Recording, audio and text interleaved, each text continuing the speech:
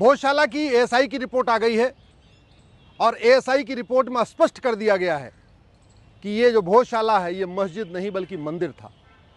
इसको हम लोग पिछले कई वर्षों से कह रहे हैं।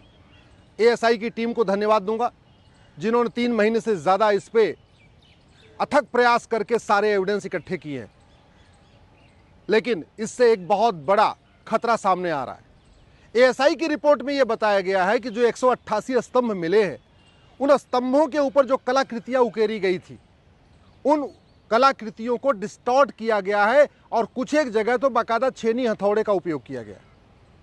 एएसआई की रिपोर्ट में यह भी कहा गया है कि जहां स्वास्तिक का निशान था, जहां ओम का निशान था, जहां हाथी बना हुआ था, जहां पे घोड़ा बना हुआ था, उनको डिस्टॉर्ट किया गया है, उनको तोड़ने का प्रयास किया गया, उनको मिटाने का प्रयास किया गया। एएसआई की रिपोर्ट में कहा गया है ब्रह्मा जी की मूर्ति है, गणेश जी की मूर्ति है और जो देवी देवताओं की मूर्तियां जहां जहां बनी हुई थी उनको भी डिस्टॉर्ट करने का प्रयास किया गया है। ये बात मैं पहले भी कई बार कह चुका, आज फिर से कह रहा हूं।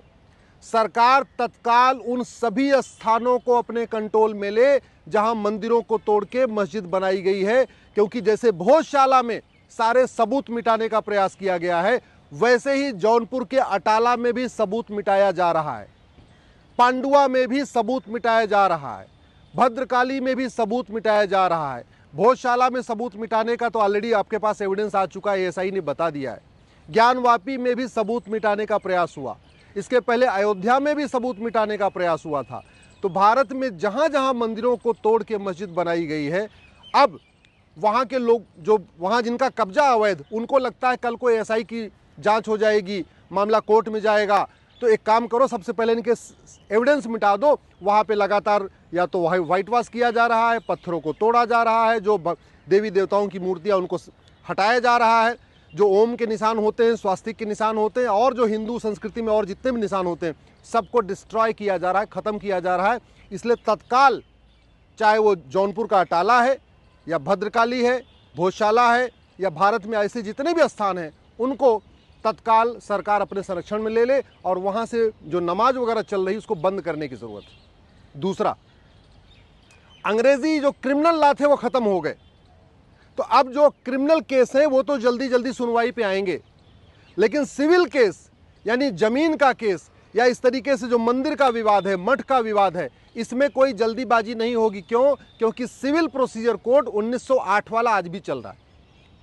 इंडियन पिनल कोड बदल गया, क्रिमिनल प्रोसीजर कोड बदल गया, एविडेंस एक्ट तो बदल गया, लेकिन सिविल प्रोसीजर कोड जिससे ये मठ मंदिर का पूरा विवाद चलेगा, उसी से डिसाइड होगा, वो 1908 वाला ही चल रहा है।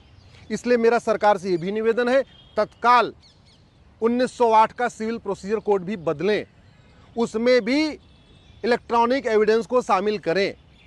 और इससे भी ज़्यादा ज़रूरी है कि झूठी गवाही और झूठे हलफनामा को गंभीर अपराध घोषित करें।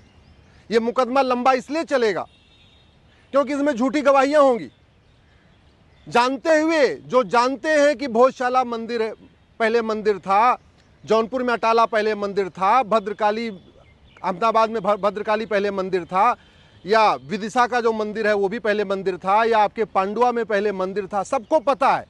जिन लोगों ने अवैध कब्जा किया हुआ है और वहाँ पे नमाज पढ़ रहे हैं, उनको पता है कि ये पहले मंदिर था, इसको तोड़ा गया है, क्योंकि तोड़ने वालों ने खुद ही कहीं न कहीं लिखवाया हुआ है कि हाँ हमने तोड़वाया।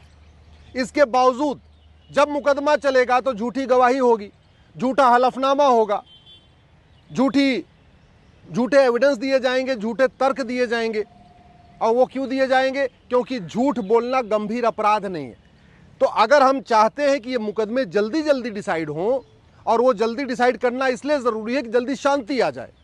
जब तक ये मुकदमा चलेगा district court, high court, supreme court में, तब तक शांति नहीं आएगी। मीडिया डिबेट होगी, रोज चर्चा होती रहेगी, तो कम्युनिटीज़ के बीच में अशांति फैली रहेगी। शांति आने का एक ही तरीका है, सबसे पहले जितने भी पूरे देश भर के इस तरीके के विवादित स्थान है, सरकार उनको कंट्रोल में कर ले। एक साथ सभी जगहों पे एएसआई का सर्वे करा के सारे एविडेंस इकट्ठा कर ले, क्योंकि पहले जितने बर्बाद हो गए, चलो वो तो बर्बाद हो गए, कम से कम जो बचे हुए प्रमाण हैं मंदिर के वो न बर्बाद हो पाए। इसलिए फटाफट सभी स्थानों का एएसआई का जांच कराना जरूरी है। तीसरा, 1908 का सिविल प्रोसीजर कोड बदलना जरूरी है। चौथा, झूठी गवाही, झूठा हलफनामा को गंभीर अपराध घोषित करना है, जिससे लोग झूठी गवाही न दें, झूठा हलफनामा दें। और पांचवा सबसे इंपॉर्टेंट है, नार्को पॉलीग्राफ ब्रेन मैपिंग भी अनिवार्य करना जरूरी है। आप जहां जहां अवैध कब्जा किया है, वहां पे जिन लोगों ने कब्जा किया उनको पकड़ के उनका narco polygraph brain mapping test कर लीजिए। वो खुद ही बता देंगे कि नहीं नहीं हमने कब्जा किया हुआ है, ये तो पहले तोड़ा गया था, मुगलों के समय में तोड़ा गया था। लेकिन वैसे सच नहीं बोलेंगे। अब वो झूठ बोलते रहेंगे कोर्ट में और झूठी गवाही देते रहेंगे, झूठा हलफनामा देते रहेंगे, फिर तो मुकदमा लंबा चलेगा। और पांचवा सबसे इंपॉर्टेंट है, भारत में जस्टिस विद इन ईयर लागू किया जाए।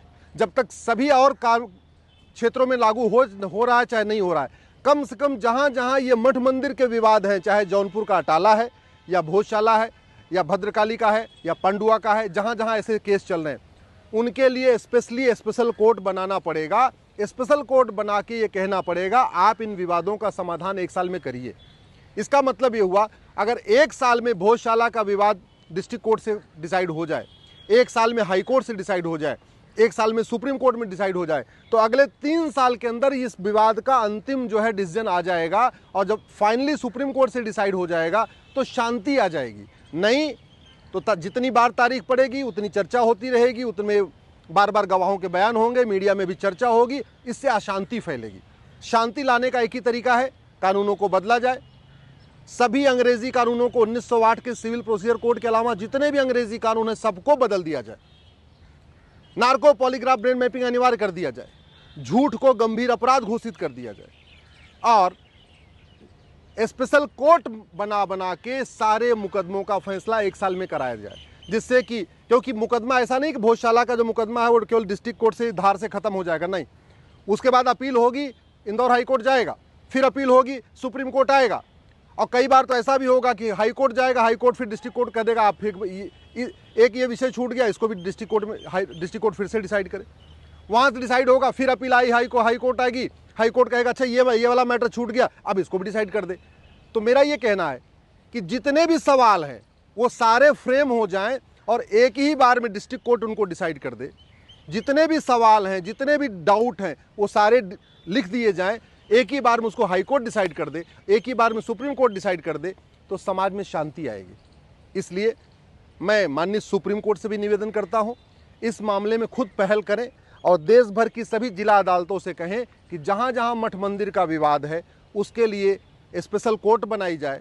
जो सीनियर मोस्ट जिले में जो सीनियर मोस्ट जज हो, मेरा तो ये मानना है कि जितने मठ मंदिर के विवाद हैं वो मजिस्ट्रेट कोर्ट में चलाने की बजाय या जूनियर जज के यहाँ चलाने के बजाय सीधे सीधे डिस्ट्रिक्ट जज के यहाँ चले। और ज़्यादा करना है तो सुप्रीम कोर्ट ये भी आदेश कर दे कि भाई डिस्ट्रिक्ट कोर्ट भी, जो डिस्ट्रिक्ट जज बैठेंगे वो भी डिवीजन मंच में बैठेंगे, यानी टॉप 2 जज, यानी डिस्ट्रिक्ट जज और उनके ठीक उनके जो जूनियर जज हैं नंबर 2 वाले, ये दोनों जज बैठ जाए। ऐसे हाई कोर्ट में भी मठ मंदिर का विवाद सिंगल जज के यहाँ न चलाएं। नहीं, कई बार ऐसा होगा सिंगल जज के यहाँ डिसाइड होगा, फिर उसकी अपील डिवीजन बेंच में होगी, तो फिर टाइम खराब होगा। हाई कोर्ट में भी मठ मंदिर का विवाद सीधे सीधे डिवीजन बेंच सुने, जिससे दोबारा वहाँ अपील करने का मौका ही न रहे। और सुप्रीम कोर्ट में भी 2 जज सुने या 3 जज सुने, जो भी डिसाइड कर ले, लेकिन 1-1 साल के अंदर मुकदमे का फैसला करें। इसके अलावा जो सबसे इंपॉर्टेंट है, अब समय आ गया है भारत में एक भारतीय धरोहर संहिता बनाई जाए, यूनिफॉर्म हेरिटेज कोड बनाया जाए।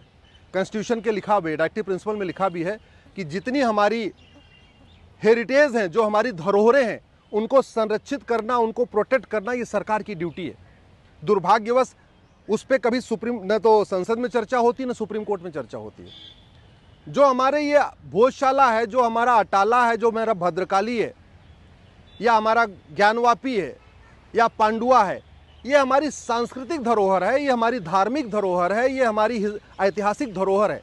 इन धरोहरों को संरक्षित करना सरकार की ड्यूटी है, लेकिन वो पूरे देश में अलग अलग सरकारें हैं, तो उसका समाधान एक ही है कि एक भारतीय धरोहर संहिता बनाई जाए, तब विवादों का समाधान जल्दी जल्दी होगा। भारतीय धरोहर संहिता हो, जस्टिस विद इन ईयर हो, झूठ गंभीर अपराध हो, हर जिले में स्पेशल कोर्ट बने, हाई कोर्ट में भी स्पेशल कोर्ट बने, 1-1 साल के अंदर डिसाइड हो, यही अस्थायी समाधान है। नहीं तो 50-50 साल चलेगा। पहले भोजशाला का मुकदमा 10-20 साल चलेगा, फिर ज्ञानवापी के 10-20 साल चलेगा, फिर पता चला कि भद्रकाली का चलेगा, फिर पांडुआ का चलेगा, फिर अटाला का चलेगा, तो मुकदमे कभी खत्म नहीं होंगे। एक साथ इसी वर्ष सभी मुकदमे शुरू कर दिए जाए, एक साथ इसी वर्ष सभी जगह की जांच, ASI की जांच करा लिया जाए, कार्बन डेटिंग करा लिया जाए, सारे एविडेंस इकट्ठे कर लिए जाए और जब तक मुकदमा डिसाइड नहीं हो जाता है तब तक वहाँ पे दोनों पक्षों में किसी को भी वहाँ जाने की अनुमति न दिया जाए। पूरी तरीके से वहाँ पे सरकार कंट्रोल कर ले।